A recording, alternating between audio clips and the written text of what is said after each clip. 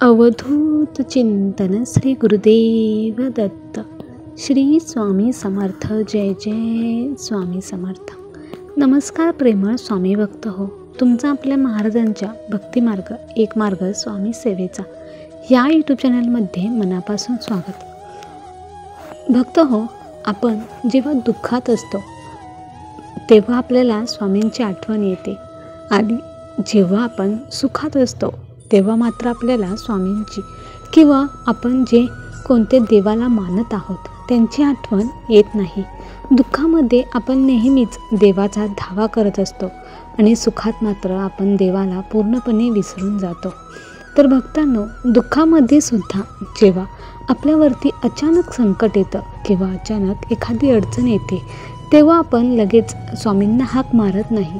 आपण जेव्हा ते संकट थोडंसं विसरून जातो, म्हणजेच थोडासा आपल्याला त्या संकटाचा विसर पडतो, तेव्हा आपण देवाला जाब विचारत असतो की देवा, माझ्याच बाबतीत असं का घडलं? स्वामी, मी तुमची इतकी सेवा करते, परंतु माझ्या बाबतीतही असं का घडलं असावं? असं आपण नेहमीच देवाला दोष देतो किंवा त्यांना जाब विचारतो.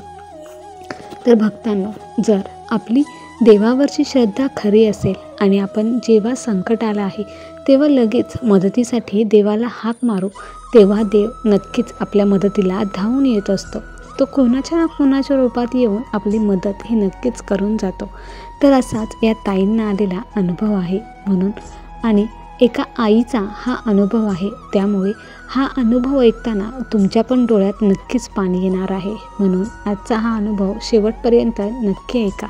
आणि तुम्हाला पण जर स्वामींच्या सेवेत काही अनुभव आले असतील तर ते तुम्हाला इतर स्वामी भक्तांपर्यंत पोहोचवायचे असतील तर ते तुम्ही आम्हाला कळवू शकता. आम्ही ते इतर स्वामी भक्तांपर्यंत नक्की पोहोचवू.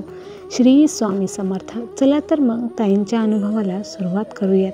तत्पूर्वी तुम्ही जर आपल्या भक्तिमार्ग एक मार्ग स्वामी सेवेचा ह्या यूट्यूब चॅनलवर नवीन असाल तर आत्ताच सबस्क्राईब करून स्वामी भक्तांना जॉईन व्हा. स्वामी भक्तांना स्वामी भक्त जोडूया आणि प्रत्येक कुटुंब स्वामीमय करूया. श्री स्वामी समर्थ. जय जय स्वामी समर्थ. तर भक्तांनो, माझं नाव पूजा आहे. माझं माहेर नाशिक येथे आहे. माझे मिस्टर आणि माझा एक मुलगा आणि एक मुलगी असं आमचं 4 जणांचं कुटुंब आहे. आता मुलगी कॉलेजला आहे आणि मुलाचं कॉलेज पूर्ण झालेलं आहे. तो आता नोकरीच्या शोधात आहे.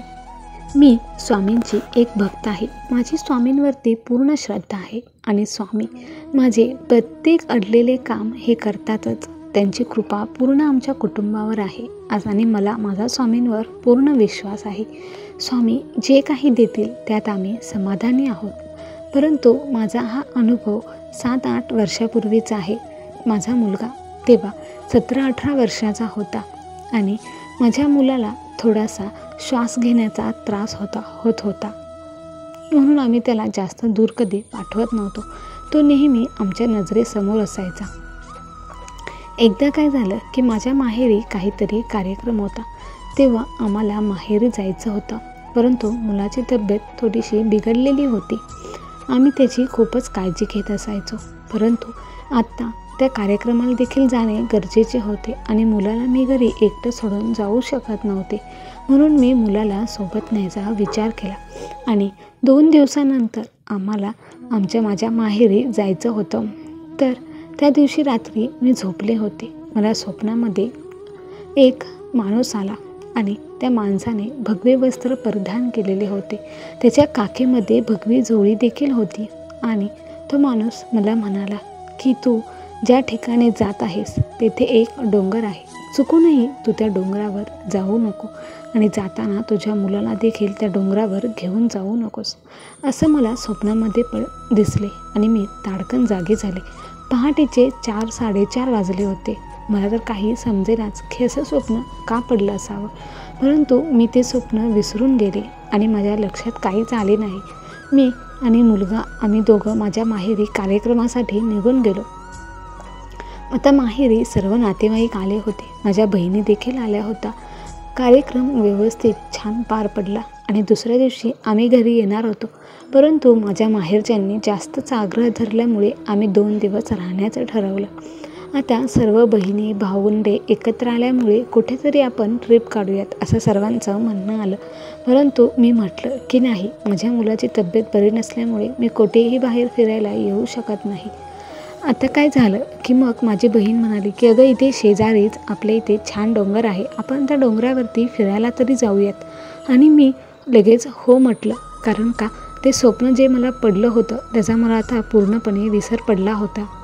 मी माझी नेहमीची पर्स माझ्यासोबत घेतली आणि मी जेव्हा माझ्या घरी होते तेव्हा स्वामींची सेवा करताना जी की काही अगरबत्ती किंवा धूप लावायचे, ती धूप किंवा अगरबत्ती मी कधीच टाकून देत नव्हते. ते सर्व धूप अगरबत्ती मी महाराजांचा प्रसाद म्हणून एका पुडीमध्ये बांधून नेहमी माझ्या जवळ ठेवत असे. जेव्हा माझ्या मुलाला श्वास घ्यायचा त्रास होत होता तेव्हा मी तो अंगारा त्याला लावत असे आणि स्वामींचं नाम घेत असे. परंतु ह्या वेळेस मी तसं काही केलं आहे का हे मला माहीत नव्हतं आणि काय म्हणजे अजूनही मला आठवत नाही की माझ्या पर्समध्ये तो अंगारा मीच ठेवला होता की तो नक्की होता की नव्हता, हे सुद्धा मला आजही आठवत नाही. आणि मग मी, माझ्या बहिणी, माझे भावंडे सर्वजण आम्ही त्या डोंगरावरती फिरायला गेलो. डोंगरावरती चढून झाल्यानंतर आता आम्हाला खूपच दम लागला होता. माझा मुलगा सर्व मुलांसोबत पुढे गेला होता आणि मी माझ्या बहिणींसोबत हळूहळू मागून येत होते. आणि पुढे आम्ही मागे होतो आणि माझा मुलगा पुढे होता. तो पुढे गेल्यानंतर सगळी मुलं अशी एका ठिकाणी जमा झाली होती आणि संपूर्ण असा घोळका तयार झाला होता. मला लांबूनच दिसले की तिथे खूप मोठा घोळका झाला आहे. मी माझ्या बहिणींना म्हटलं की तेथे नक्की काय घडलं असावं, एवढी लोकं का जमा झालीत. तर माझ्या बहिणी म्हणाल्या की चल आपण पटपट जाऊन पाहूयात की तिथे नेमके काय घडले आहे.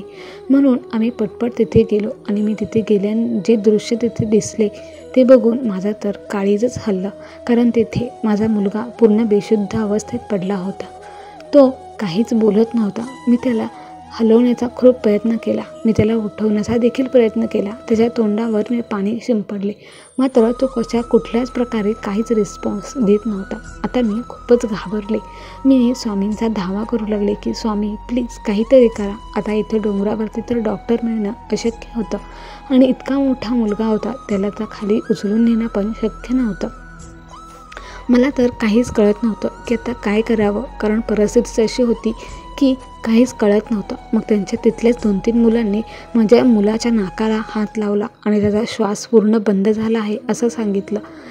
आत्ता माझं मुलाच्या शरीरसुद्धा थंड पडू लागलं होतं. अगदी शरीर पूर्ण थंड पडलं. मी तर नुसती रडत होते, स्वामी स्वामी काहीतरी करा, मी एवढंच म्हणत होते.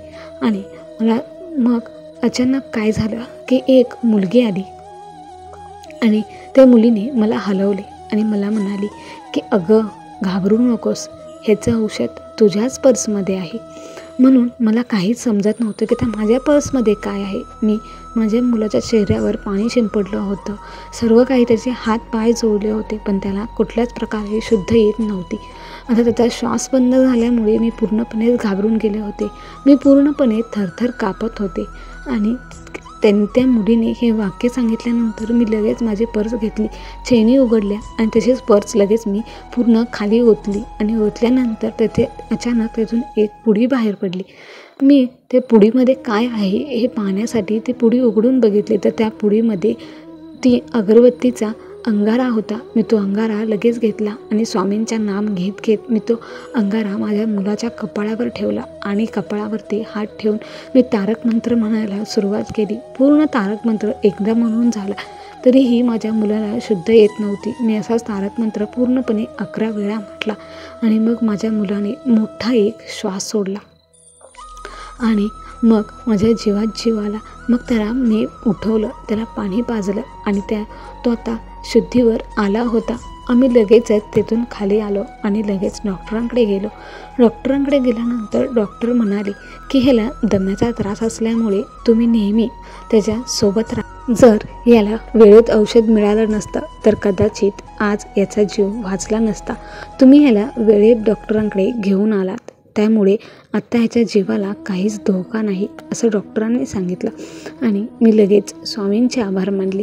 आणि ती मुलगी जेव्हा मला त्या डोंगरावर भेटली ती मुलगी मला परत तेथे कुठेच दिसली नाही. म्हणजे मी खाली येताना त्या मुलीला शोधत होते, परंतु ती मुलगी कुठे गायब झाली काय माहीत. त्या मुलीच्या रूपात साक्षात स्वामीच आले होते आणि त्यांनी मला, माझ्या पर्समध्येच औषध आहे, तो अंगारा आहे, जो अंगारा तू तारक मंत्र म्हणून तयार केला आहेस, तो तू तुझ्या मुलाच्या कपाळाला लाव, असं स्वामींना मला सांगायचं होतं.